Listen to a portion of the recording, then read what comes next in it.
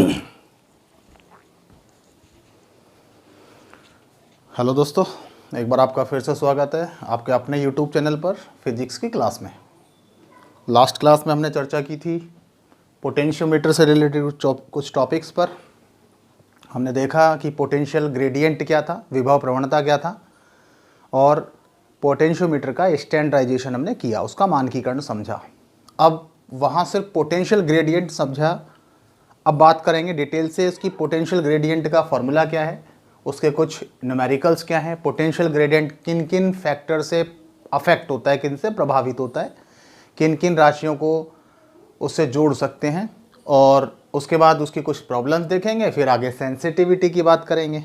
ठीक है, लेकिन आगे बढ़ें उससे पहले सारे वीडियोस, सारे नोटिफिकेशन टाइम से आपको मिलें, इसलिए चैनल सब्सक्राइब करें और बेल आइकन प्रेस करें। देखते हैं पोटेंशियल ग्रेडियंट की बात करते हैं। हमने जनरली चर्चा की थी कि पोटेंशियोमीटर जो है, जो विभव मापी है, उसका ये प्राइमरी सर्किट है। ये पोटेंशियोमीटर वायर लेंथ वही 10 मीटर, लेकिन यहाँ हम इसको फॉर्मूला डेवलप करना है, इसका एल लेंथ मान रहे हैं। ये रेजिस्टेंस वायर होता है, ठीक है, मैग्नेनिन, कांस्टेटिन, नाइक्रोम का बना हुआ होता है, इसलिए इसका रेजिस्टेंस आर से इंडिकेट कर रहे हैं। इसके सीरीज में, इसके प्राइमरी सर्किट में एक बैटरी या सेल, एक प्लग की और एक रियोस्टेट धारा नियंत्रक जुड़ा हुआ होता है।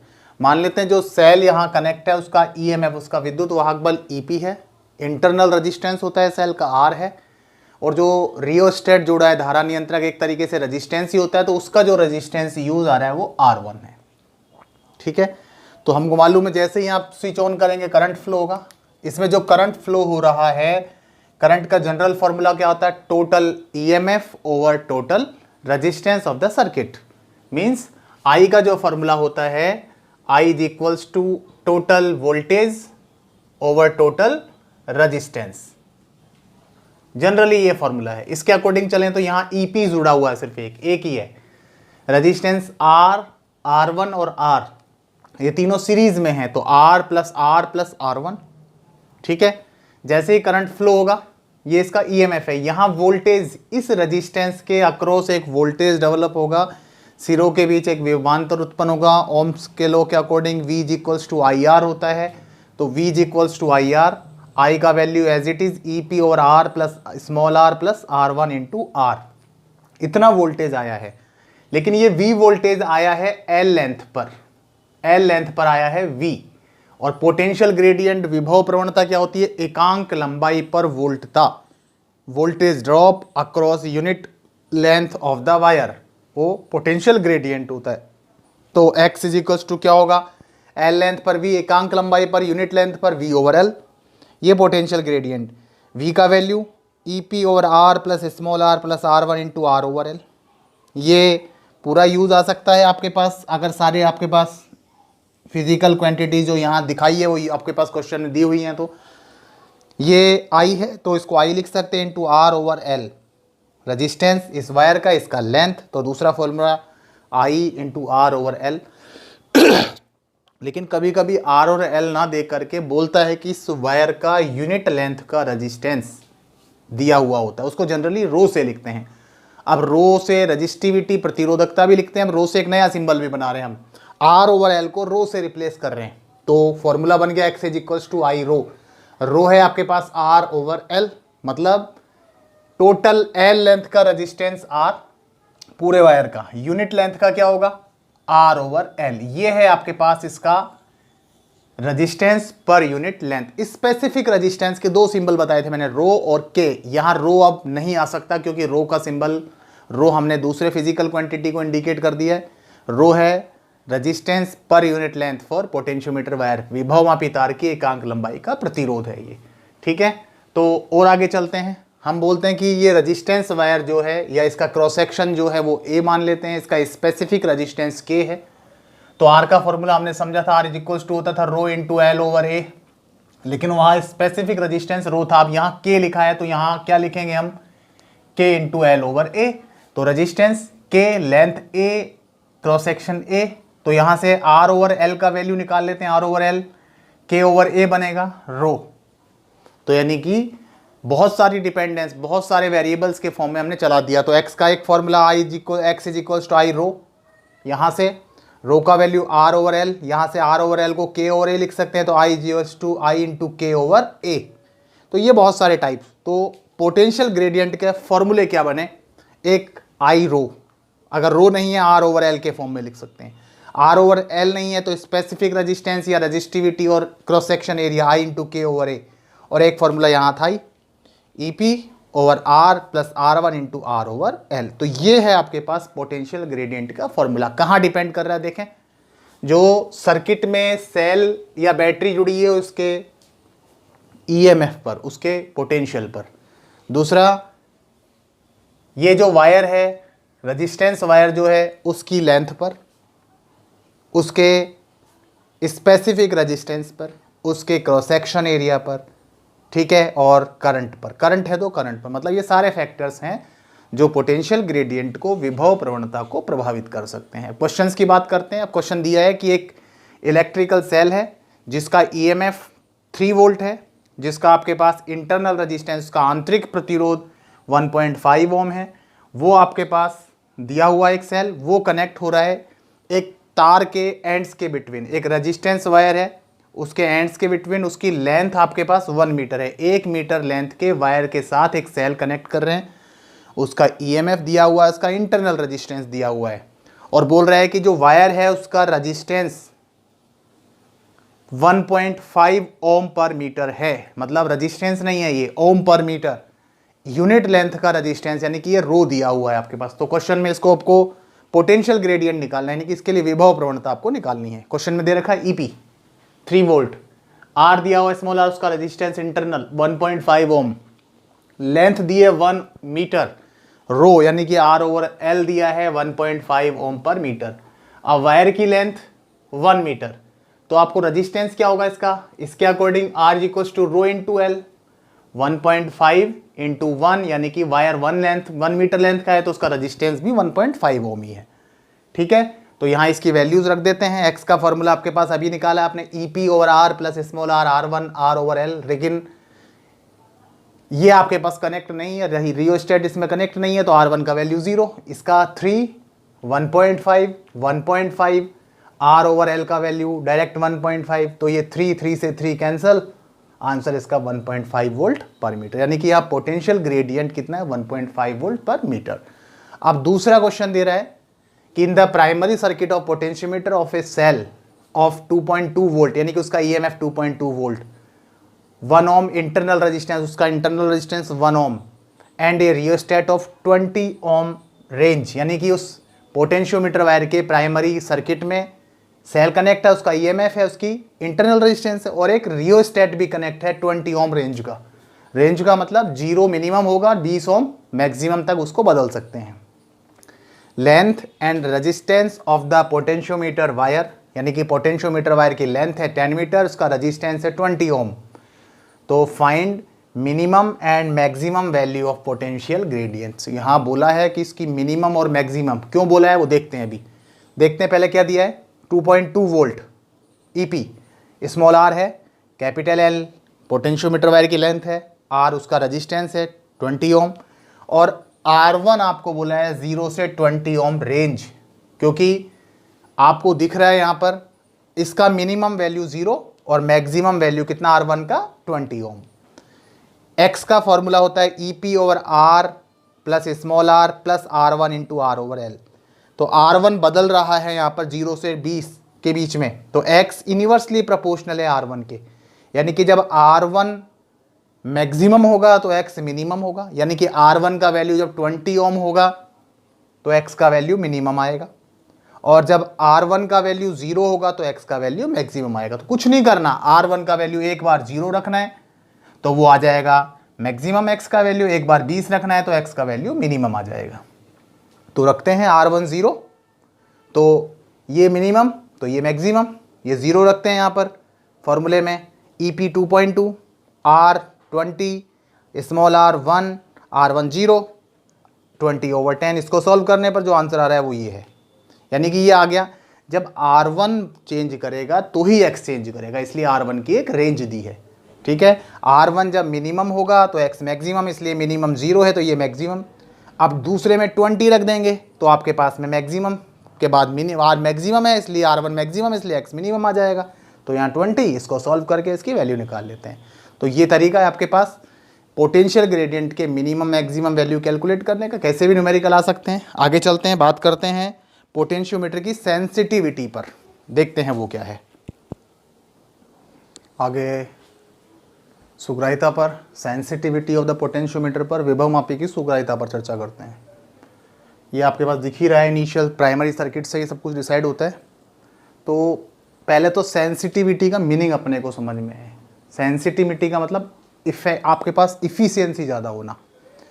अगर पोटेंशियोमीटर एक स्मॉल वैल्यू को आपके पास अननोन ईएमएफ या नॉन पोटेंशियल जो है उसकी स्मॉल वैल्यू, स्मॉलर वैल्यू जो है और छोटे वैल्यू, स्मॉलेस्ट वैल्यूज़ जो हैं उसको अगर बिना एरर के मेजर कर सकता है तो सेंसिटिविटी ज़्यादा होगी। मतलब एरर जितना कम, सेंसिटिविटी उतनी ज़्यादा होगी। तो मतलब सीधा सा मतलब है the potentiometer which can measure the smallest value of potential will be more sensitive, more efficient. मतलब एक छोटा वैल्यू है, अल्प वैल्यू है आपके पास अननोन ईएमएफ की या वोल्टेज की, अगर उसको एक्यूरेसी से मेजर कर सके तो वो पोटेंशियोमीटर ज़्यादा आपके पास सेंसिटिव होगा, ज़्यादा आपके पास इफिशियंट होगा, ज़्यादा यथार्थ होगा। अब कैसे इसकी सेंसिटिविटी इंक्रीज करें वो देखना है। तो इसके प्रिंसिपल में हमने समझा कि अननोन ईएमएफ अपने को निकालना है, unknown EMF, unknown voltage, unknown potential difference, unknown विद्युत वाहक बल या अज्ञात विभवांतर नापना है तो हम बैलेंसिंग लेंथ, संतुलित लंबाई मेजर करते हैं। ठीक है, क्योंकि ये क्या कहता है, अननोन निकालना है, तो यही प्रिंसिपल है कि अननोन जो है उसको इसकी आपके पास पोटेंशियोमीटर वायर पर जो पहले से फैला हुआ है, जो ज्ञात है, उससे बैलेंस करो, उससे कंपैरिजन करो। तो मान लो अगर वो अननोन L लेंथ पर बैलेंस हो रहा है और पोटेंशियल ग्रेडियंट x है तो E का वैल्यू क्या होगा, x इंटू L। तो मतलब बैलेंसिंग लेंथ हम निकालते हैं। अब बैलेंसिंग लेंथ हो मान लो 1 से आपके पास बैलेंसिंग लेंथ आया 50 सेंटीमीटर और आपको पास उसको मेजर करने में आपने गड़बड़ कर दी, 1 सेंटीमीटर की गड़बड़ कर दी, यानी कि वो 1 सेंटीमीटर गड़बड़ हुआ तो परसेंटेज कितना हो गया, इंटू 100, 2% एरर हो गई। यानी कि लेंथ, बैलेंसिंग लेंथ में जितना गड़बड़ करोगे एरर उतनी ज़्यादा। तो अगर बैलेंसिंग लेंथ कम होगा तो एरर भी ज़्यादा होगा। अगर यही बैलेंसिंग लेंथ होती है आपके पास में 800 सेंटीमीटर और आपने मान लो यहाँ 1 सेंटीमीटर की एरर कर दी तो कितना परसेंट हो गया इंटू 100, 1/8 मीन्स 0.12%। अगर बैलेंसिंग लेंथ ज़्यादा है तो आपके पास एरर उतना ही कम होता जा रहा है। तो मतलब हमको मालूम है अननोन वैल्यू, अननोन आपके पास में ईएमएफ, विद्युत वाहक बल या विभवांतर मेजर करेंगे तो उसको मेजर करने के बैलेंसिंग लेंथ मेजर करेंगे और बहुत ज़्यादा प्रोबेबिलिटी है कि उस बैलेंसिंग लेंथ मेजर करने में आप गड़बड़ कर दो, कोई ना कोई एरर हो सकती है।